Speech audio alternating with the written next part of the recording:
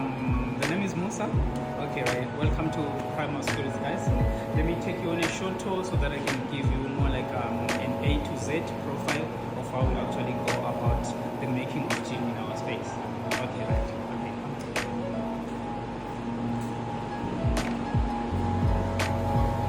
Okay, right. So the brand itself is Primal, and we are a grain to glass gin distillery.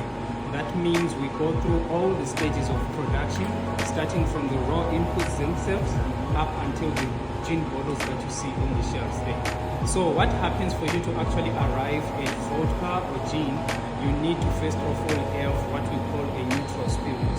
And for you to get this neutral spirit, you need a base input for it. It can be grain in the form of wheat, it can be barley, it can be potatoes, sugar cane, whichever one you choose is actually going to make you arrive at this very neutral spirit. So, okay, as we come into the space, here at Primal, our base grain is wheat.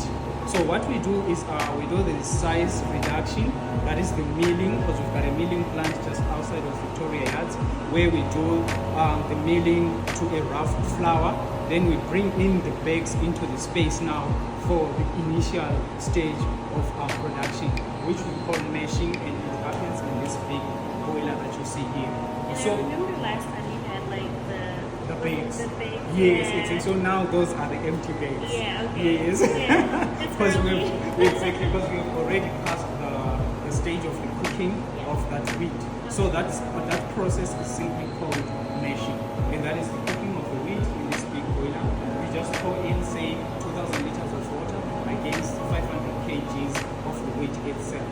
Okay, so it's just nothing hectic. It's water and just the wheat.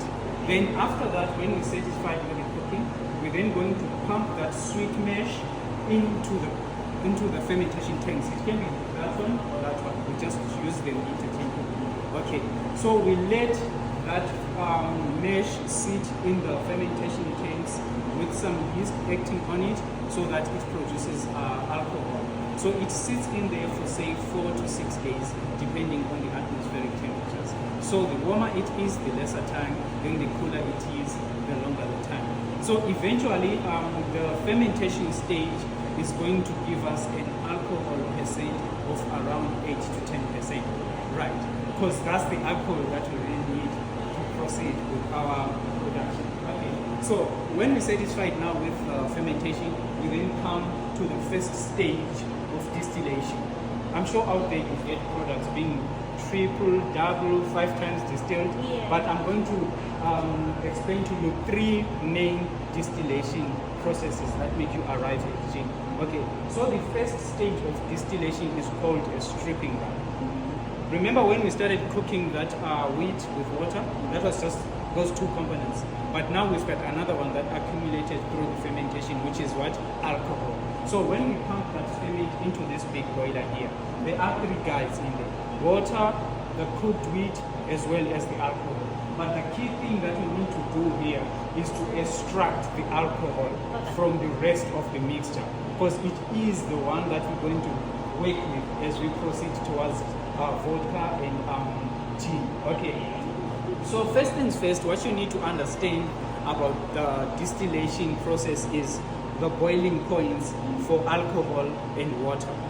Water boils at 100 degrees Celsius, whereas alcohol boils at 70 degrees Celsius. So the trick here is to heat up this guy to say 75 degrees Celsius, and by so doing we're pretty sure only alcohol is going to boil from the mixture and starts to vaporize, right, before actually the water does.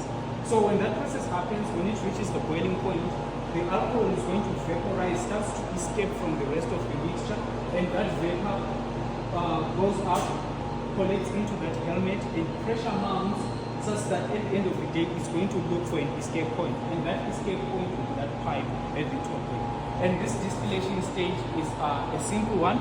We simply want to channel the flow of that vapor straight to the condenser, where it's going to be turned back into liquid state, because this condenser will be filled with some very chilled water. Right. So when that process happens, we get our alcohol coming out through here, just like a tap does. You know, it just oozes out. Then we collect it into one of these guys. As you speak, we already have some Okay. alcohol. We got some fresh. Yes, Is it exactly. vodka or Because gin? yesterday we were actually going through this very first stage of distillation. So we have collected the alcohol and separated from the rest of the water as well as the cooked wheat. Is this one the vodka or the gin? So this one is just the alcohol that we Oh, okay. collected from the ferment. Oh, I see. Yes, we call them the lower wines. Okay. Exactly. Okay. That's how the alcohol. Okay. Right. So when that alcohol comes out during that first stage of distillation, it will be more or less 36% alcohol. Okay. Now we then come to the second stage of distillation, which is the most crucial distillations of all. Right, because there are two key things that happen during this distillation. First, there is the strengthening of the spirit. We need to bump up that alcohol content from that 36% that you got from the first distillation to higher. And the second thing is the purification of the spirit. We need to get rid of all the impurities that are within the spirit so that we make it safe for human consumption. Okay, so here is what happens now. We get that spirit, we pour it back into this big boiler, then same heat settings around 75 degrees Celsius. Then when the alcohol starts to boil and vaporize, it's going to go through the same process, escape through that pipe, but this time we're not going to turn it straight to the condenser. We need it to pass through these two columns, because that's where this purification as well as the strengthening of the spirit happens. So as that process happens, eventually we're going to let the steam go back again to the condenser, where we can turn it back to liquid state now so that it's easy to collect it. And when it comes out, that will be now our neutral spirit at 96% alcohol. Okay. Yes. So now that we have the neutral spirit, now we've got a starting point. We can now go to vodka, we can now go to gin. Oh, I Exactly. see. So here at Primal Spirits, we actually make this neutral spirit. We don't get like the already made one from the industries. Yeah. So that's why we say we are a grain to glass gin distiller. Yeah. We go through all the stages of production. Yeah. Right. So now that we have our neutral spirit at say 96%, we're going now to the vodka making. Vodka is simple. You simply need to have good quality water. Then you're going to dilute to say around 45%, especially here at Primal Spirits in respect of the way we make our gin. So we're going to use say still water to dilute that neutral spirit. Then we've got apparatus that we use to measure the alcohol content in the spirit. But now we're simply going to dilute to 45%, hence the vodka that we're going to get. Now that we have the 45% vodka, we then come to this guy here. He's more like a baby version of this big guy. Okay, so what you need to understand is for you to achieve gin, you need to have vodka. So vodka is simply the base spirit for gin. You can never have gin without vodka. Yes. So now that we have our vodka at 45%, we pour it into this guy here. Then we're going to add all the botanicals in respect of that particular recipe that you have for your gin. Okay, let's take for instance here at Primal Spirits, we've got two types of gin. We've got a Union gin, which is a citrus one. It's made from this rare orange called a Rex Union orange. And one fascinating thing about it is you can only get it here in South Africa and nowhere else in the world. So you can get it in Northwest, in Rustenburg. Okay, so that makes it more like a selling point for our Union gin. Yeah. Exactly. So another one is the complex gin. Then this one is more earthy, it's more herbal. It has got such a dynamic flavor profile.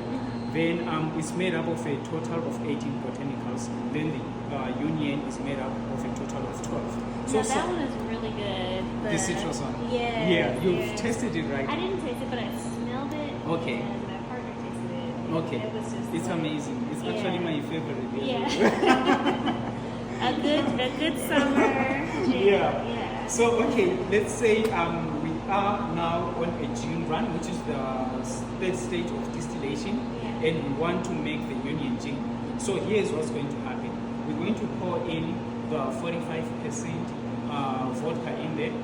Then we add all the botanicals that make up the Union gin, all the 12 botanicals that make up the Union gin into this guy here as well. So now, as the vodka starts to boil and starts to vaporize, it will be picking up all those flavors from the botanicals that you added in there. So eventually, it's going to escape through this pipe and into the condenser again, where it's going to be chilled and turned back to liquid state, and then we can collect it here at an average of say 79% alcohol, and that marks our gin at 79. 79. Yes, exactly. Okay. And then what happens after then is we are going to further dilute now, Yeah. so that we can have a standard of 43% for all our products. Yeah. Exactly. Because on the system it's difficult to actually control the amount of alcohol. Mm-hmm. So what will happen after we've gotten our gin, we're going to use that special water, in particular still water, to dilute. Then we've got apparatus that we use to measure alcohol content, so that we can have that constant Okay. measure of the ABV in all our products. Okay. Because we can't have another 143, another 42, another 45, another 79. We need all of them to be at 43%. Okay. Exactly. Then after that, we will then go to the bottling of the products as well as the labeling of the products. Okay. So all the labeling, the packaging, everything happens within the space. Okay. It comes in as the wheat itself and goes out as the gin Yeah. ready to drink. Very impressive. Very impressive. Yeah, because most like alcohol companies, Exactly. they start.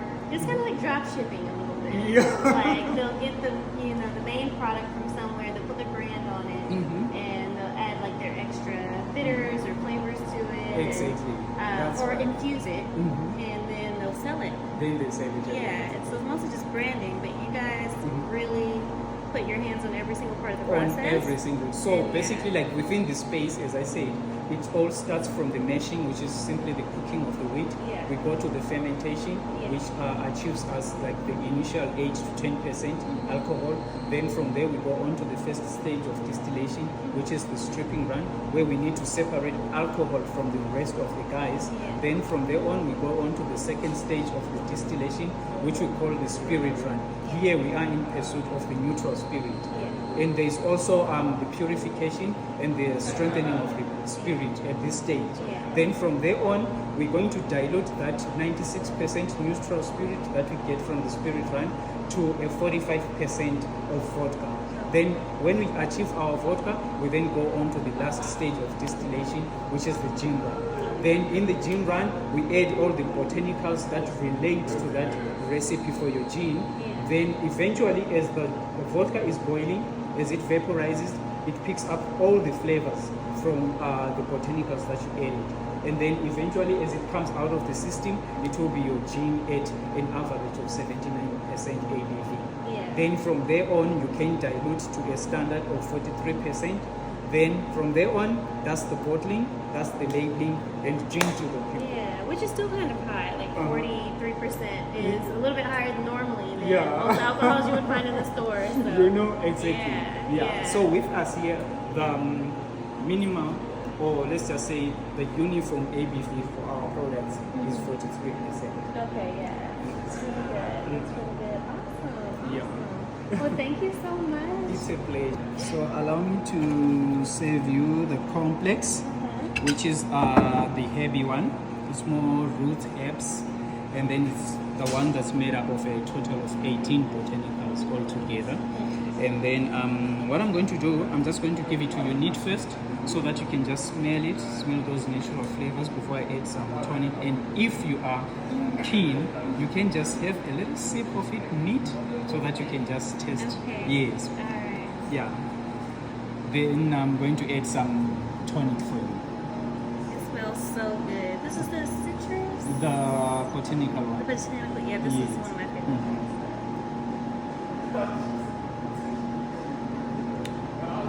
It's quite quite smooth too. Mhm. Yeah.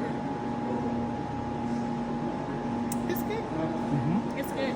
Okay, so now let me Yeah, you could add drink you- that on a summer day. Yeah, and this is one gin I would actually recommend for the hardcore gin lovers out there who are out there looking for something new on the market. Yeah, this is the one for the gin guys. Okay.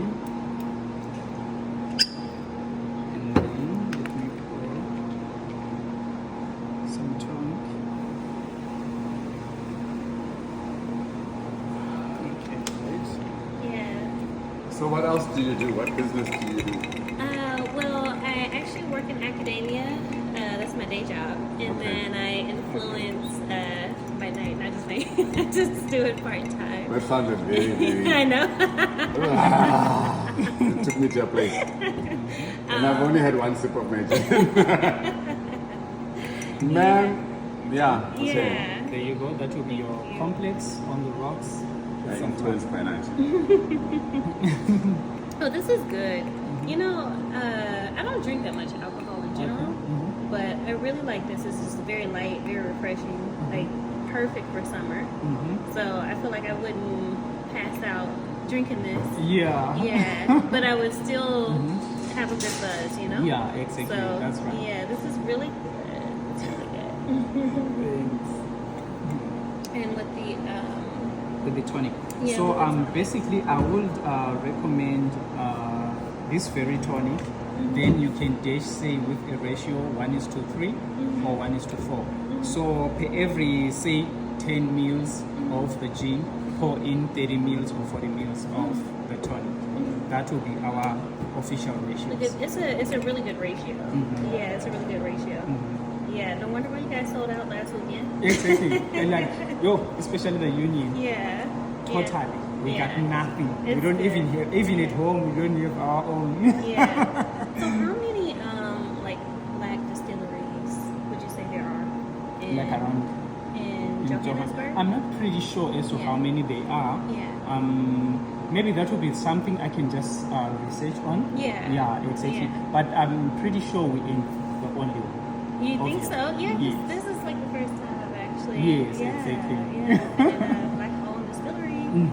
And from start to finish you guys are, you know. Yes, if we are hands-on on Yeah. all the stages of production. Yeah. We don't miss anything. So we're the first majority black-owned distiller of gin to be taken into the open market in South Africa. Oh, so you're the first. Wow. There are a lot of gin distillers, but we're the first that has a majority black ownership. Wow. Well, that's what our buyers are telling us. Yeah. I was just like, how did you guys start, and how did you get your foot into the industry? You know, Yeah. kind of being the first black. Yeah, it's all about I think it's all about being innovative and willing to take a risk into a new area and understanding the concept. How easy is it to control the variables and the moving parts of the business? If the moving parts of the business are easily within our reach and we can control everything and watch everything, and the system is auditable, then it means that we can invest, you can find money. Business finds money for itself. It does. As long as it's a fluid business, it will find money for itself. Yeah. But you find that many entrepreneurs want to force business to make business, but the business is actually an idea that is good. That's what business is. It's an idea that is good. Yeah. So if once it's an idea that is good, then it's bankable, then it becomes scalable and becomes a business. Yeah. So that's when we saw this opportunity, we could see the scalability, we could see the value in it, and how easy it was to match everything together and see the beginning and the end, and be able to explain it like how we explained it to you. Yeah. So once you're able to do that and have a product that is perfect and immaculate, then you're good. So what is exactly in the botanicals, like the herbs itself? Is that something that you guys disclose? Or? Yes. Yeah, We do. they Okay. are. We do. Yeah, we Yeah. do. Because you know it, even if we gave you all 18 botanicals that are in, Yeah. you would have to put them in exactly the same time for exactly the same hours with exactly the same. Nobody's gonna do that. That's the thing. You see, that's the thing. Yeah, no one's gonna do that. It's a process. It's an arduous process. Yeah. to like know or explain to the audience like what these Yeah, exactly. He can herbs explain. and He can explain are, some of them. so they Okay. know See, that you can this He has is to come back to the camera. Yeah. that they're, you know, that these are commonly found in South Africa and what regions of South Africa, and yeah. We're talking about the botanicals. Yeah. Awesome. So, since we're having complex gin, it's worth mentioning that it is quite a robust gin with a broad flavor profile. We decided to structure it that way because we wanted to cater for the gin lovers, and there are certain gins, in fact there are certain profiles that would appeal to people like that. The ones that come to mind easily would be the herbal flavor profile, aromaticity, earthy. So we thought, why not get all those components together and make a world-class gin out of that? And so we did. Luckily enough, we're in a place where there are a host of different terroirs and flavors and people who are really enthusiastic about these kind of things. So yeah, we really capture the essence of Victoria Yards. So starting off with the very basics or the base flavors, one can think of the flavor profiles like music almost, right? There's base notes, mid notes, and then high notes, basically. So the base notes would be the juniper. Any gin, every gin needs to have juniper. So we have quite a very healthy juniper amount in there to anchor the gin, and it's supported by some roots. So there's quite very dry and earthy roots. You look at Angelica, when you speak of some of those roots, it's quite a very smoky and dry kind of root. And then there's others that we can't really tell you. That's what I'm saying. Yeah. It's okay. It's okay. No, that's fine. We That's can't fine. give away all of the goodies, Of course not. but you know, just what I taste, just So- right off the bat. Exactly, yeah. Straight off the bat, you pick up that it's got a very earthy flavor. Even on the nose, you pick up the earthiness. And then it transitions. It doesn't stay with one flavor throughout. It becomes, or the herbal side of things shows up at some points in the drink itself. That's more towards the middle. Okay. And we're not thinking anything too hectic in terms of herbs, so more mild to general type of Yeah, herbs. it's very like a refreshing type of herb. Exactly. And then I think there's citrus in here of some sort. Yes. So it's really No, that's the key thing about the complex is that most gins with a flavor profile like this normally finish off very bitter, and it's got this very some people would say unpleasant aftertaste. Yes. I've never been a fan of gin until today. That's what happened with me as well. Really? Yeah, just the bitterness I just began kind drinking of gin when I started here. Yeah. Because of the understanding the quality and the amount of work that's put in, and the palatability of the product. I'm typically a tequila girl. Typically a I'm from tequila. California, I and see. you know, we're really into Remember, I it. think you're very wild. Yeah, the rumors, but this is like quite on the opposite end of the spectrum of tequila. Tequila is very harsh. It can be, yeah, especially like the white tequila, the silvers. But this I've always focused on the opposite Good, how are end. you? And this is really good. It's really good. It's really smooth. So I'm glad that you like it. I was going to say the finish is more citrusy. And then that just offsets some of the traditionally harsher tones and tastes that you would get in a gin of this kind. And in that sense, it's very full-bodied. It's well-rounded, and it caters for many different tastes. Is that what you would call the high notes? Okay, so the citrus is the high note. Exactly. The mid notes are the herbs, and then the base notes would be The juniper. and the roots. Okay, we're learning. Exactly. Yeah, I have an appreciation for it now. So yeah, this is awesome. Chris, Yes. Musa? who's that? Yes. Okay. Well, thank you so much. Yeah.